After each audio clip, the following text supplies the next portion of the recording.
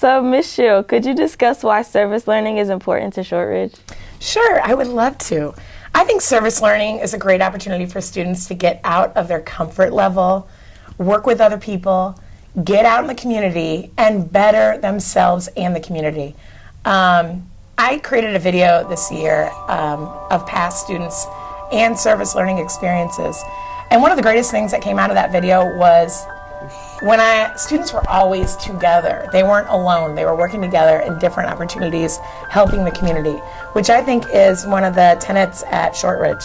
One of our, I think about our IB traits often. Caring, service learning, perfect. Risk-taking, service learning, perfect. In your opinion, what role does community service play in society? Well, I don't think it's any secret that there are a lot of challenges that face our society today.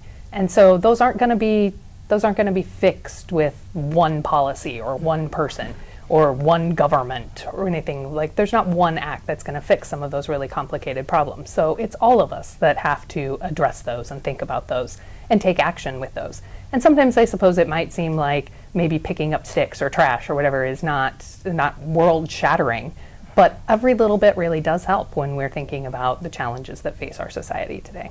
Can you share a memorable experience from your community service here at Shortridge? I would love to.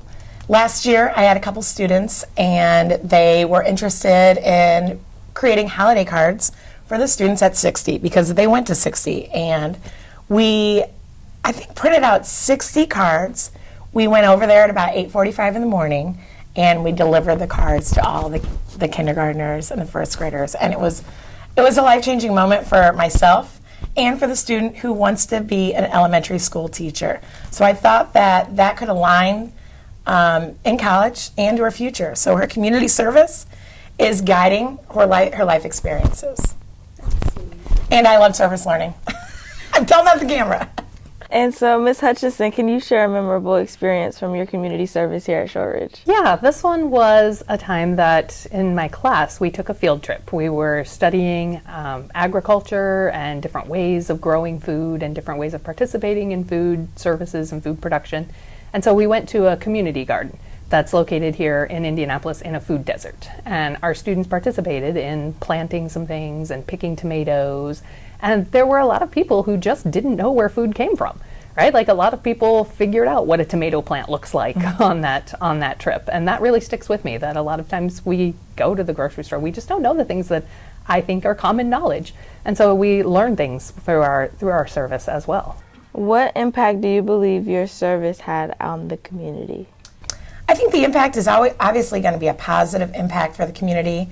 I think it's really interesting when we go out in the public and we complete service opportunities. The public is so impressed with the students at Shortridge. I've even seen instances where students are often offered opportunities for jobs just by doing a service learning experience at one place. So it sets students up for success, like I've been saying, and I think it sets you up for empowerment and employment as well. All right, Ms. Hutchinson, what impact do you believe your service had on the community?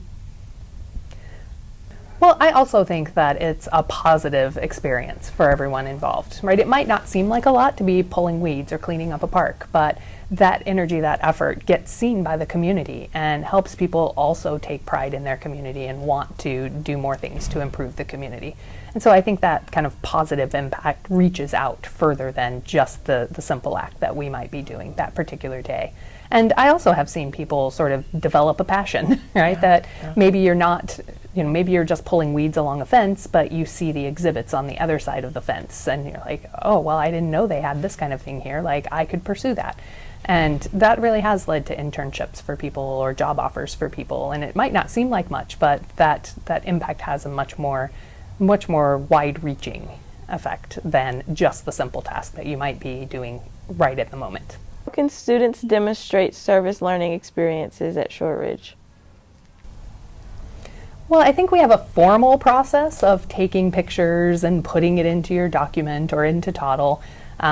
But beyond that, I think it starts to ripple out. Like, when one person is involved in something, their friends get involved in something. That's sort of just a natural thing. If you're putting something on Instagram or whatever, then your friends see that, and your friends also are going to get involved and kind of hop on that trend. So I think that positive impact beyond the formal documentation process can really be impactful with your friends and family around you.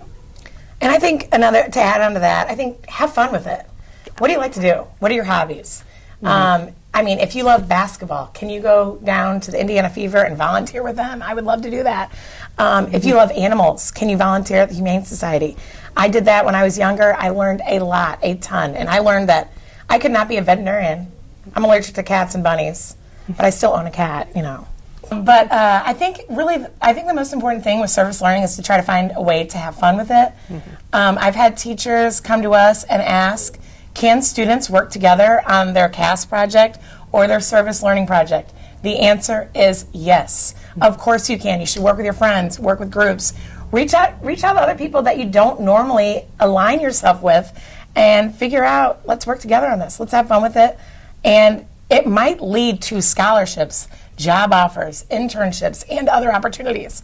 It's a wonderful experience. And not to mention, there's a feeling you get when you've done service. You feel good about yourself. You know, you feel like you've done something for the community.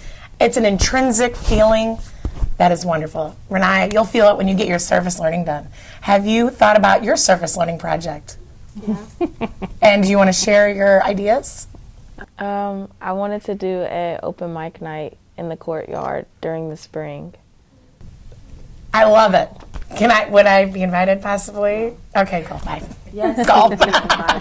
No, that's a great idea. That's what I'm talking about. That's perfect. Yeah. An open mic night. It's something that you're interested in, exactly. Do you have friends that could help you with that? They could be a part of your CAS project. They could be a part of your service learning project.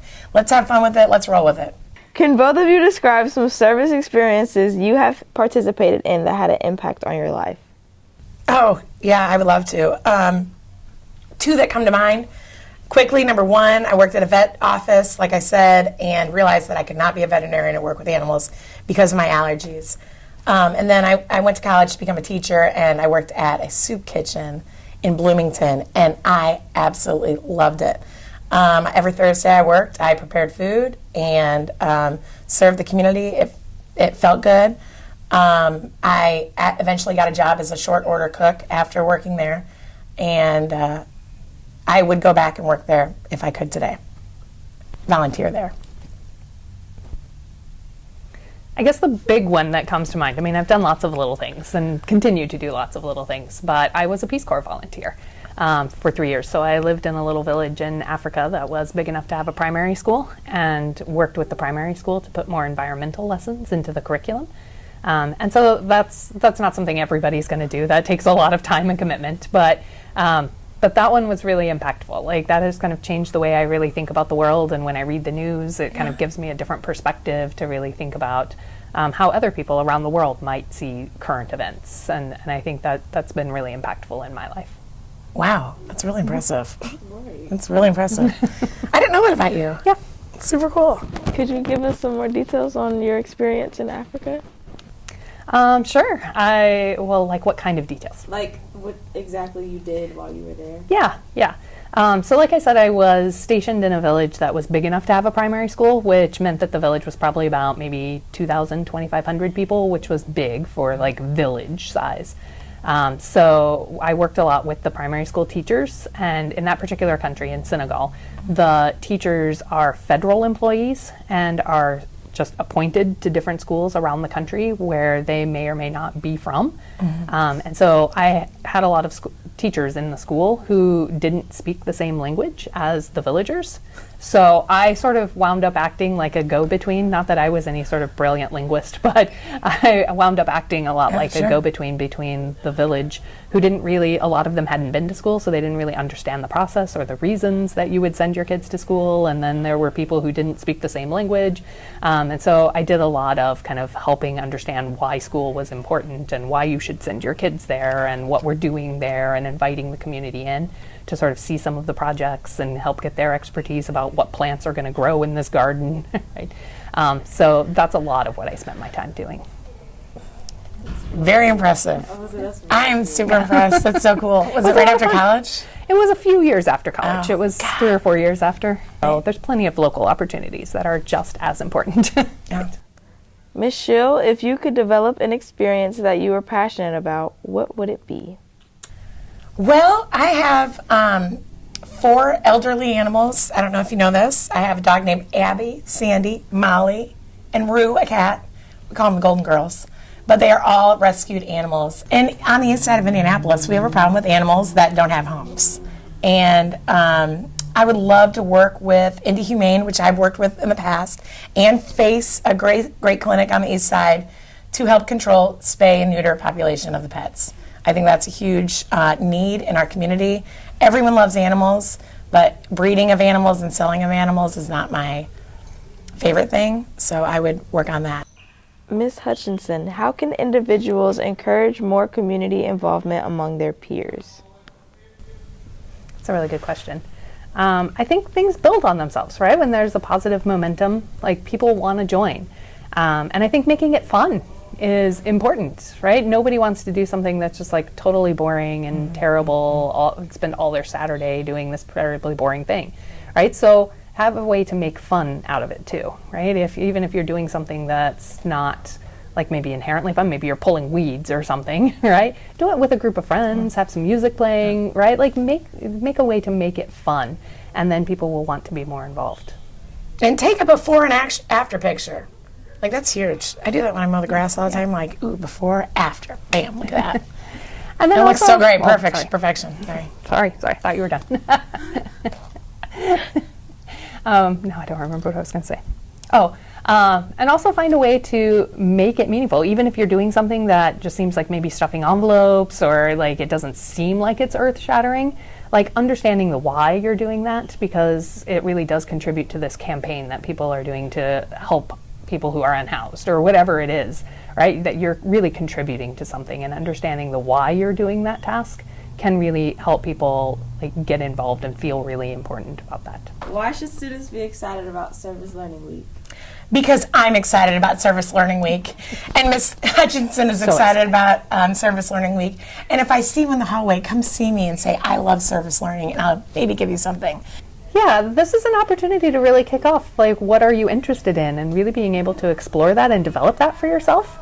Maybe you've never thought about working with animals or whatever, but maybe you've heard something today that's like, wait, I could do that, right? So this is really an opportunity for you to develop a passion or discover a passion that you didn't even know that you had. I mean, there's always things that need to get done, like extra cleaning projects, or projects where maybe you build something here in the school and it gets sent somewhere else, right? Like somebody a few years ago did something where they created some dog toys for the Humane Society, and so they and their friends made the toys, and they just packed them up in a box and sent them. So it doesn't always have to be like going out and talking to people you don't know. It can be that, but it doesn't have to be that if that's kind of not your style. Yeah, you can also talk to your teacher. You can talk to me. You can look at the school and see what changes you like to be made. If there were a lot of students that volunteered at the beginning of the year with the scheduling, that's service learning. I mean, a lot of things that you do already is service learning, right? Whenever you help your teacher. I know that we're focusing on our specific service project or CAS project, but we also need some experiences, and they don't only have to be a couple minutes, 20 minutes, 30 minutes, an hour. So think about the adults that you're close to, and think about the people you can talk to, specifically teachers, coaches, counselors, social workers, and ask if they have any service learning opportunities to share, because we always will, I believe. I would. Go ahead. Sorry. I would absolutely second. Think about things that you're already doing. Right? You don't have to reinvent the wheel. There are probably lots of opportunities, like if you belong to a faith community, if you are involved in Boy Scouts, if you are involved in sports, maybe you're helping to coach some younger students, right? So there are a lot of opportunities that maybe are things that you're already doing as well. I see students sometimes get a little scared of having to do this big project. But I would encourage you not to kind of think about what are you interested in, what are maybe some things that you're already involved in that you could just do something slightly differently. But I really want you to have fun with this and have it as a chance to explore new things about yourself, new things about your community, and not have it be something that you're dreading. Yeah. we don't want it to be something you dread. No. We don't want it to be an extra thing. We want it to be something that is meaningful, purposeful, and fun, like we were saying earlier. So that's our goals. Also, don't wait till the last minute. Procrastination is not your friend. Because in April and May, when we're getting ready to graduate and we look at our service learning, we will sometimes have to go around and bother you. And it's not fun for us and it's not fun for you. I can guarantee it. So think about the times where you can get your service learning hours in your service documents. And we'll be around. If we haven't already been around to your rooms this week in ATL, to talk to you more about that.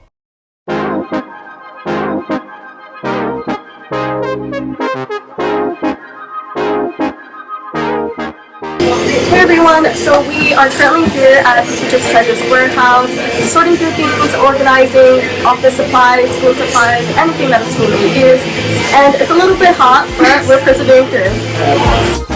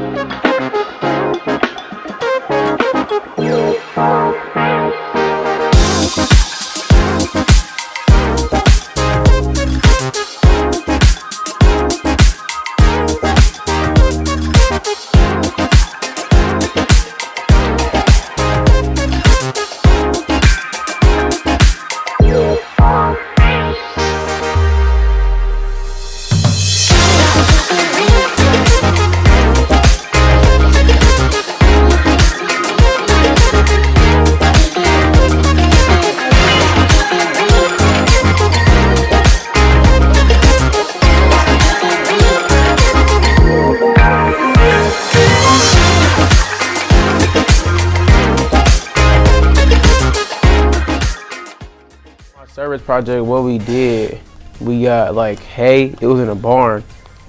We were at this place, I forgot what it was called, but it's like dogs and cats there to take care of dogs and cats. We got the hay, put it in a bag, and like brought it over to their little garage, and we just did that. It was like a big old shed full of hay. That's what we did.